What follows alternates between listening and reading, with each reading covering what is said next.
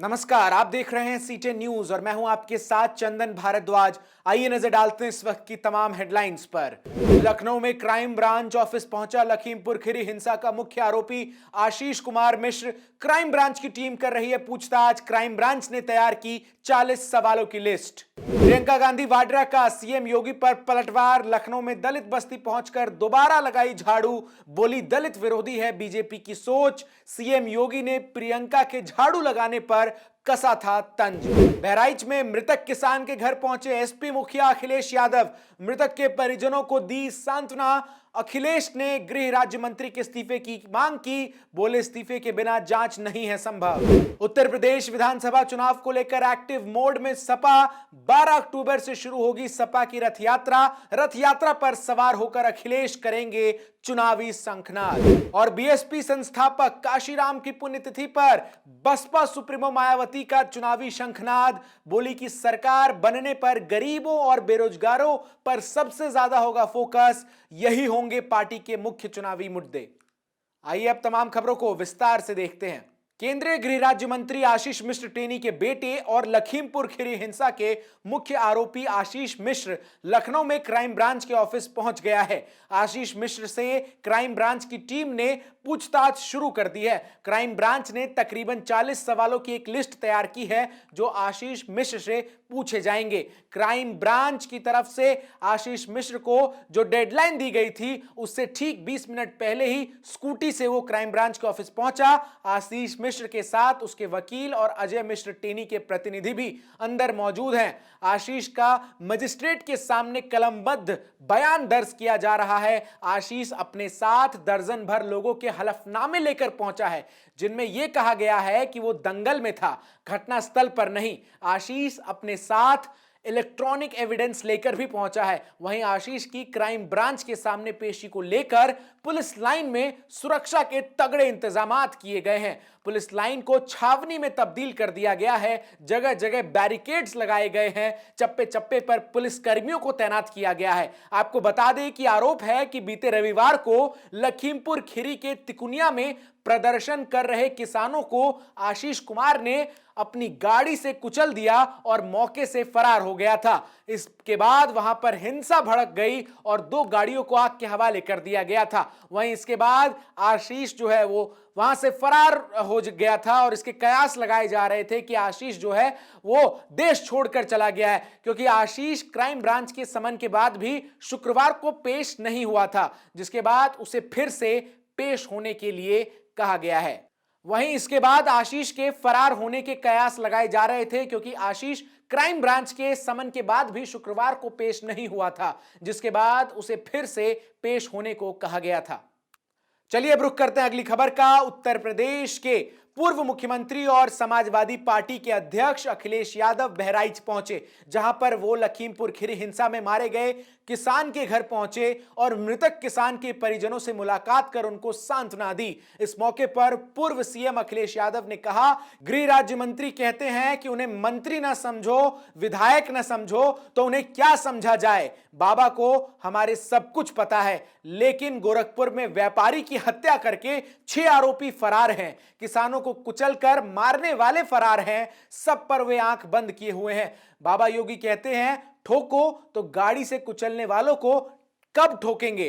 बाबा के ठोको वाली नीति केवल गरीबों और कमजोरों पर ही चलती है, अपराधियों और ताकतवरों पर नहीं। गृह राज्य मंत्री ने क्या कहा कि हमें मंत्री मत समझो, हमें सांसद मत समझो, हमें विधायक मत समझो। तो बताओ हम क्या समझे उनको?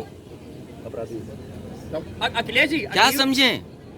जो मंत्री उकसा रहा हो, धमकी दे रहा हो, अहंकार में हो, जिसकी वजह से ये घटना हुई, सब पे कार्रवाई होनी चाहिए। उत्तर प्रदेश में 2022 के विधानसभा चुनाव को लेकर राजनीतिक दलों में आरोप प्रत्यारोप का दौर शुरू हो गया है। इसी कड़ी में समाजवादी पार्टी के महिला प्रकोष्ठ की अध्यक्षा लीलावती कुशवाहा ने डिप्टी सीएम केशव प्रसाद मौर्य पर निशाना साधा और कहा कि बीजेपी सरकार जुमलेबाजी वाली सरकार है, जो विकास के नाम पर भोली भाली जनता के साथ लुका छिपी का खेल खेल रही है, काम कुछ नहीं कर रही, किसानों के साथ छलावा कर धोखा देने का काम ये सरकार कर रही है। ये खुद मुंगेरी लाल के हसीन सपने देख रहे हैं कि 2022 में एक बार फिर से इनकी सरकार बनने वाली है। लीलावती कुशवाहा ने आगे कहा कि इस सरकार के राज में महंगाई चरम सीमा पर है।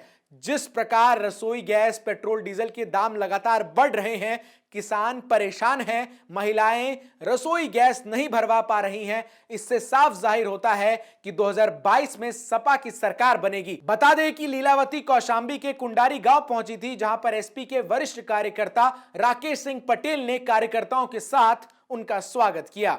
ये समाजवादी पार्टी महिला सभा कार्यकर्ता जागरूकता सम्मेलन है। हम महिलाओं को जागरूक करते हैं और ये जानना चाहते हैं कि महिलाएं जो समाजवादी पार्टी के संरक्षक माननीय मुलायम सिंह यादव जी ने जो पंचायत चुनाव में आरक्षण दिया था 33% का, वो महिलाओं को लाभ मिल रहा है कि नहीं मिल रहा है। महिलाओं को जो समाजवादी पार्टी में कार्य हुए थे वो जैसे कन्या विद्याधन, समाजवादी पेंशन, तमाम हमारी सरकार में समाजवादी पार्टी के राष्ट्रीय अध्यक्ष माननीय अखिलेश यादव जी ने जो कार्य किए थे, उनका लाभ उनको मिल रहा है कि नहीं। कांग्रेस महासचिव प्रियंका गांधी वाड्रा अचानक ही लखनऊ के इंदिरा नगर पहुंची, जहां पर उन्होंने दलित बस्ती लवकुश नगर में झाड़ू लगाई। इस दौरान प्रियंका ने कहा कि झाड़ू लगाना स्वाभिमान और सादगी का प्रतीक है। रोजाना करोड़ों महिलाएं और सफाई कर्मी झाड़ू लगाते हैं। प्रियंका गांधी ने उत्तर प्रदेश के मुख्यमंत्री योगी आदित्यनाथ पर भी निशाना साधते हुए कहा कि बीजेपी की सोच ही दलित विरोधी है। बता दें कि सीएम योगी आदित्यनाथ ने सीतापुर में हिरासत के दौरान प्रियंका गांधी के झाड़ू लगाने के वायरल वीडियो का मजाक उड़ाया था, जिस पर प्रियंका ने उन पर पलटवार किया है। उत्तर प्रदेश के कानपुर में कांग्रेस पार्टी के स्थानीय नेताओं और कार्यकर्ताओं ने उर्सला अस्पताल के मुख्य रास्तों पर झाड़ू लगाई और श्रमदान और सत्याग्रह कर विरोध प्रदर्शन किया। आपको बता दें कि उत्तर प्रदेश के मुख्यमंत्री योगी आदित्यनाथ ने प्रियंका गांधी वाड्रा के झाड़ू लगाने को लेकर मजाक उड़ाया था और कहा था कि लोगों ने प्रियंका को झाड़ू लगाने लायक ही छोड़ा है। इसी का विरोध करते हुए स्थानीय कांग्रेसी कार्यकर्ताओं ने अस्पताल के बाहर झाड़ू लगाया। उत्तर प्रदेश का तानाशाह मुख्यमंत्री, जिसको ये तहजीब नहीं है कि महिला क्या होती है, महिला का सम्मान क्या होता है, श्रीमती प्रियंका गांधी जी को झाड़ू लगाने वाली महिला कहकर कि ये झाड़ू लगाने ही लायक है, ये उन तमाम सफाई कर्मियों का, इस देश की लाखों महिलाओं का जो अपने घर को साफ करती हैं, काम करती हैं, पोछा लगाती हैं, झाड़ू लगा के पुरुष जाति की परवरिश करती है, जननी है पुरुष की, उसका आज योगी आदित्यनाथ ने अपमान किया। क्या कभी उन्होंने सोचा है कि उनकी माँ भी कभी उनके घर में झाड़ू लगाया करती थी? उत्तर प्रदेश विधानसभा चुनावों को लेकर समाजवादी पार्टी ने कमर कस ली है। सपा के राष्ट्रीय अध्यक्ष अखिलेश यादव ने आज लखनऊ में प्रेस कॉन्फ्रेंस कर एसपी की रथ यात्रा की एक झलक दिखलाई और इसे लेकर जानकारी भी दी। अखिलेश ने कहा कि रथ यात्रा 12 अक्टूबर से शुरू होगी, जिस पर सवार होकर अखिलेश चरणबद्ध तरीके से हर प्रदेश के हर विधानसभा क्षेत्र में जाएंगे।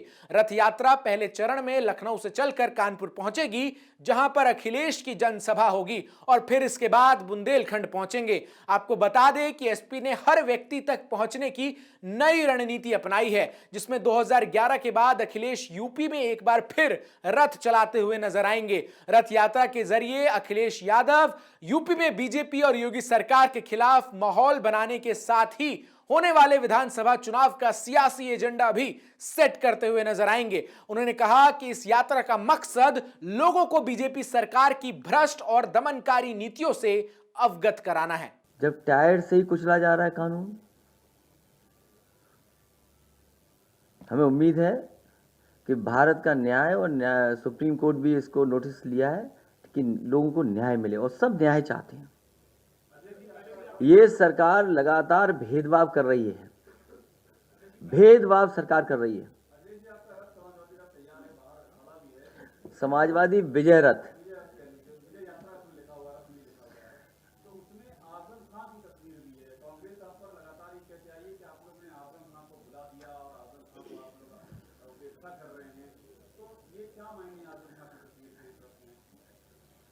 जो उत्तर प्रदेश का कानून जीप के टायर से रौंदा जा रहा है, उसके बारे में भी कुछ सवाल पूछिए आप।